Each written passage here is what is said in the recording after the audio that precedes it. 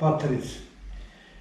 More, Ivko, jadna ti slava i žalosan Đurđedan, ama mi ne dobismo večeru.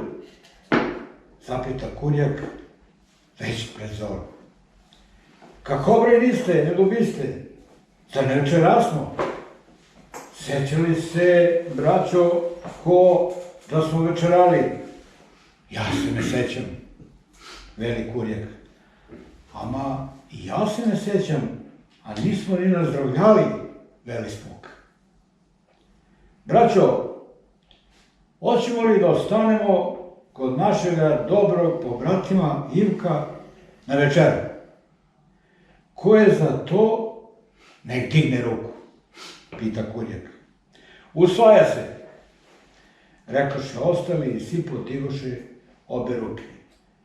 Pa, zamuckuje Ivko, ja vikam, večerasmo, sa Siku i Mariolu. Šta kažeš? Ovo su one večerale, a ne mi. Mi smo samo mezeptisali. Jel tako? Tako si je. Onoj si beše salte mezence, veli Kalča. Uz vino, brate, veli Smuk. A kako ti misliš?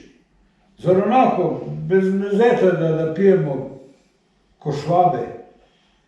Da večeramo, razume se? Hoćemo li? Ima li dovoljan broj da potpomognu ovaj predlog? Koji su za, neku stanu, koji protiv, nek se de, veli nepoznati. Svi u stanu skoči Ivko. Ama koji je ovaj čovek, pita Ivko, gledajući ga. A, divota, svi su za, pa i sam domaćin. Divno domaćine. I on ustao, prvi skočio. To mi se dopada, veli ovaj opet nepoznati.